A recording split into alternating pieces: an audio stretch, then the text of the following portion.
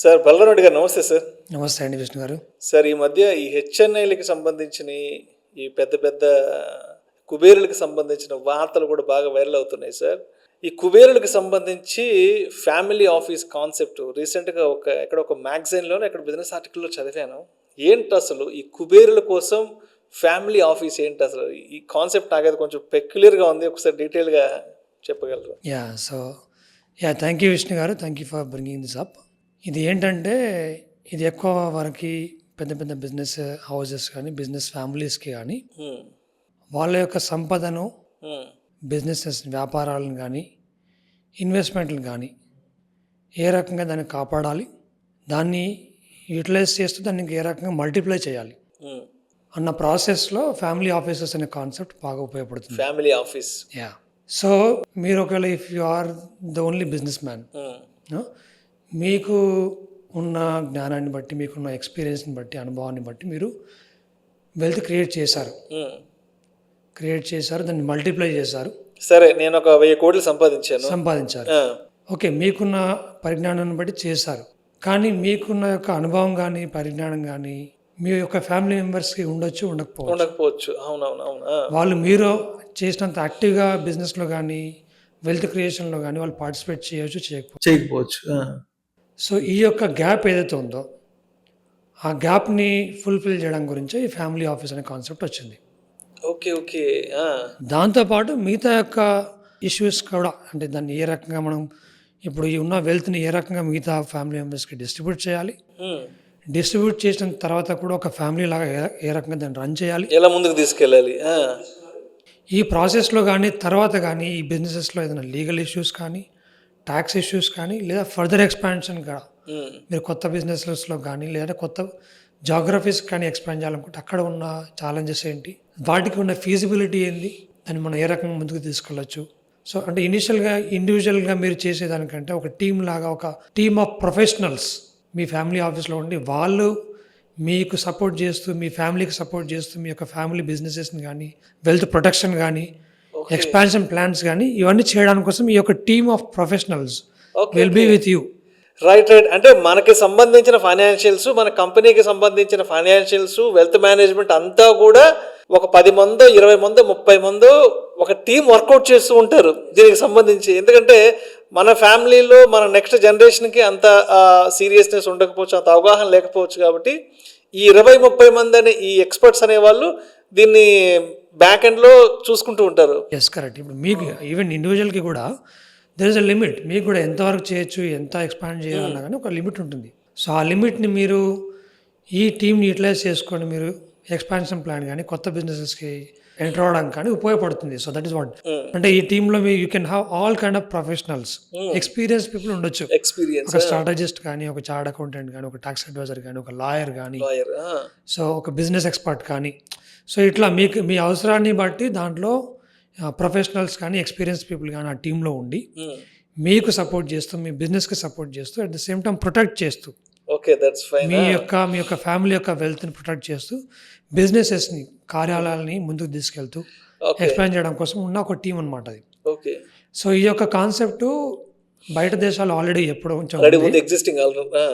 ఇక్కడ కూడా చాలా ధనవంతులు, అంటే ఇప్పుడు అంబానీస్ కానీ, బజాజ్, టాటా, బిర్లాలు, అదానీలు, సో అట్లాంటి వాళ్ళు ఆల్రెడీ వాళ్ళకి ఉంటుంది టీమ్ ఆఫ్ ఉంటారు, పెద్ద పెద్ద ప్రొఫెషనల్స్ ఉంటారు వాళ్ళకి. మిగతా వాటి కూడా ఉంటారు, కానీ ఏంటంటే వాళ్ళు ఓన్లీ ఆ ఒక బిజినెసెస్ కానీ ఆ ఒక ఆఫీస్ మాత్రమే లిమిట్ అయి ఉంటారు. ఫ్యామిలీ మొత్తానికి సంబంధించిన బిజినెస్ కానీ వెల్త్ కానీ వాళ్ళు చూడకపోవచ్చు. కానీ ఫ్యామిలీ ఆఫీస్లో ఏంది, మీ ఫ్యామిలీ మొత్తానికి సంబంధించిన properties, wealth, businesses, personal investments, మీ యొక్క బిజినెస్ ఇన్వెస్ట్మెంట్స్ అన్నీ కలిపి చూస్తారన్నమాట. హోలిస్టిక్గా చూస్తారు. మీకు అంటే అన్ని రకాలుగా మీకు ఉపయోగపడే ఒక team, they are at your at disposal any time అట్లా అనమాట. లీగల్ పరంగా మీకు ఏదైనా ఇష్యూ వచ్చింది అనుకోండి, మీకు పర్సనల్గా కానీ మీ యొక్క ఏదైనా ఒక బిజినెస్ సంబంధించిన దానికి కానీ వచ్చి మీకు ఆల్రెడీ ఒక ఎక్స్పీరియన్స్డ్ లాయర్ మీకు ఆ ఫ్యామిలీ ఆఫీస్లో ఉంటాడు.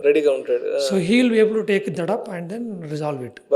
అట్ ద సేమ్ టైం మీకు ఇంకా కొత్తగా ఇన్కార్పొరేట్ చేయాలి, లేదా వేరే కొత్త ప్లేస్లో మీరు బిజినెస్ ఎక్స్పాండ్ చేయాలి, అప్పుడు మీకు ఒక చార్ట్ అకౌంటెంట్ కానీ, ఒక ట్యాక్స్ అడ్వైజర్ కానీ ఉండి ఆ యొక్క కొత్త బిజినెస్ సంబంధించిన ఫీజిబిలిటీ ఎలా ఉంది, మార్కెట్ స్టడీ చేసి దానికి ఏ రకంగా మనకు అవకాశాలు ఉంటాయి, ఇక్కడే చేయాలా బయట కూడా చేయొచ్చా, ఏ రకంగా చేస్తే మనకు అడ్వాంటేజ్గా ఉంటుంది, దాన్ని సక్సెస్ఫుల్ బిజినెస్గా మనం చేయొచ్చు అని అడ్వైజ్ చేయడానికి అడ్వైజర్స్ ఉంటారు దాంట్లో. ఇంకా వేరే ఎక్కడి నుంచైనా మీకు పొలిటికల్గా కానీ ఇంకెక్కడి నుంచైనా మీకు థ్రెట్ ఉందనుకోండి, సో దాన్ని డీల్ చేయడం కోసం ఆ యొక్క ఫీల్డ్కి సంబంధించిన పర్సన్ కూడా మీరు ఈ టీంలో ఉంచుకోవచ్చు. So that you are able to handle that PR relations కానీ ఇంకేదైనా కానీ మీరు దాన్ని హ్యాండిల్ చేస్తున్నారు. ఓకే. సో అంటే ప్రతి ఇష్యూకి సంబంధించిన ఎక్స్పర్ట్ కానీ ఎక్స్పీరియన్స్డ్ పర్సన్ కానీ మీకు అందులో ఉంటాడు అన్నమాట. So that is what is family office concept. మీరు ఒక పెద్ద బిజినెస్ మ్యాగ్నెట్ అయి ఉంటే, మీకు పెద్ద సామ్రాజ్యం పెద్దగా ఉంటే మీకు మీ ఓన్గా ఒక పెద్ద టీం పెట్టుకోవచ్చు. ఓకే. అంత పెద్దగా లేకుంటే కనుక మీరు దాన్ని అఫోర్డ్ చేయలేకపోతే కనుక there are family officers who are అవుట్ సైడర్స్. వాళ్ళు మీ ఫ్యామిలీ ఆఫీస్ మీ ఫ్యామిలీ మ్యాటర్స్ చూస్తారు, అట్ ద సేమ్ టైం మిగతా వాళ్ళు కూడా చూస్తుంటారు. ఓకే.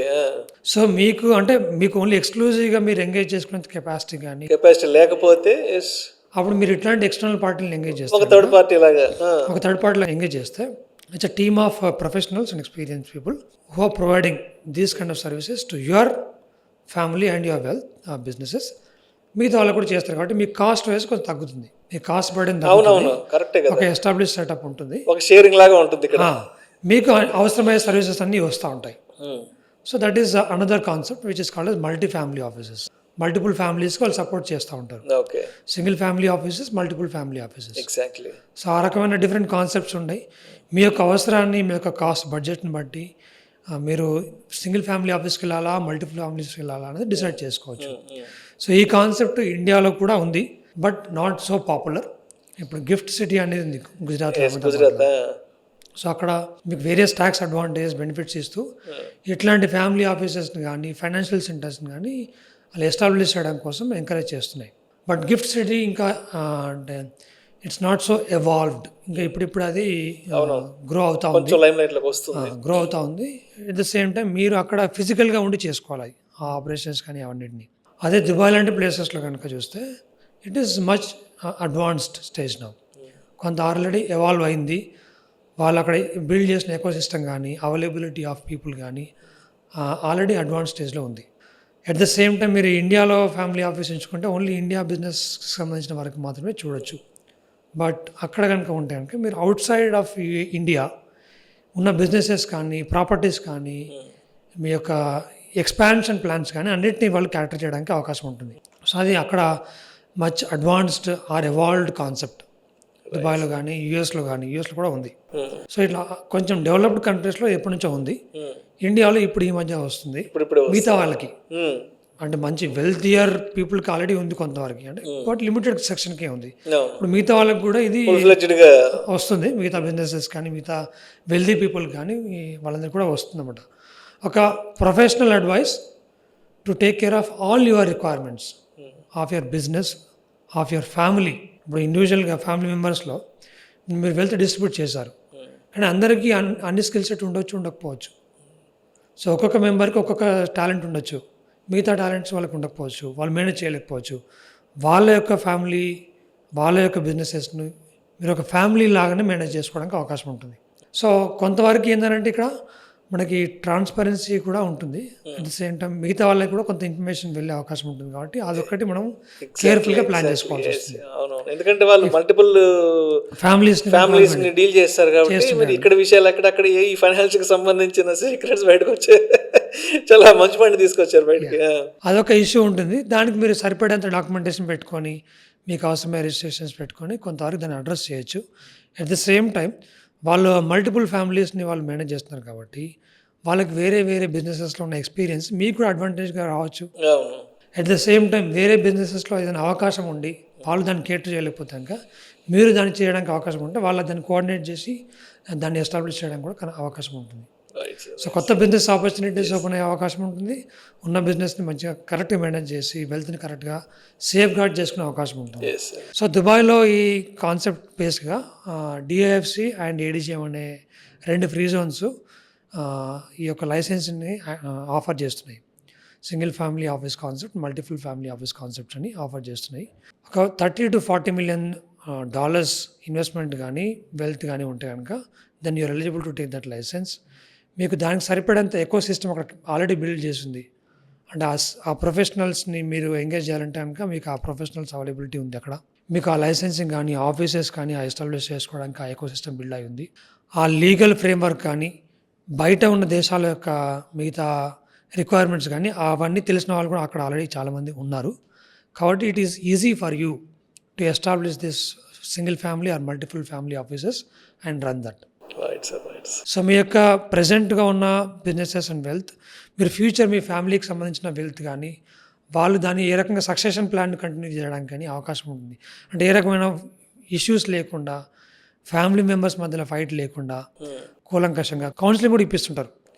ఫ్యామిలీ మెంబర్స్కి వాళ్ళకి మధ్యలో మనస్పర్ధలు ఏమైనా ఉంటాయి కనుక కొంతమంది ఎక్స్పర్ట్స్ని తీసుకొచ్చి వాళ్ళకి కౌన్సిలింగ్ ఇచ్చేసి వాళ్ళ యొక్క మనస్పర్ధలను క్లియర్ చేయడం కానీ, వాళ్ళకు ఉన్న గ్యాప్స్ని క్లియర్ చేయడం కానీ చేసి ఒక కంబైన్డ్ ఫ్యామిలీని కంటిన్యూ చేయడానికి కూడా అవకాశం ఉంటుందన్నమాట. సో మీ యొక్క వెల్త్, మీ ఫ్యామిలీ వెల్త్, సక్సెషన్ ప్లాన్స్ కానీ అన్ని క్లియర్గా ఉంచుకొని దాన్ని కంటిన్యూ చేయడానికి అవకాశం ఉండే ప్లాన్ అన్నమాట ఇది.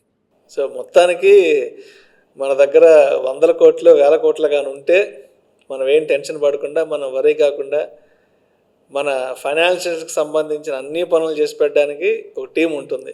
నేను సంపాదించాను, నా ఫ్యామిలీ, నా కొడుకులు బిడ్డలు దాన్ని కరెక్ట్గా దాన్ని కంటిన్యూ చేయగలుగుతారా లేదా అన్న డౌట్, దాన్ని వాళ్ళే అనుభవిస్తారా లేదా, లేదా వేరే వాళ్ళు దాన్ని ఇంకా ఏమైనా చేసి తీసుకెళ్ళడానికి అవకాశం ఉందా లేదా, అట్లాంటి భయాలు ఉన్న వాళ్ళకి ఇట్లాంటి ఫ్యామిలీ ఆఫీస్ అనే కాన్సెప్ట్ మంచి సపోర్ట్ అనమాట. Right sir, right sir. Thank you sir, thank you so much Balaram Reddy గారు.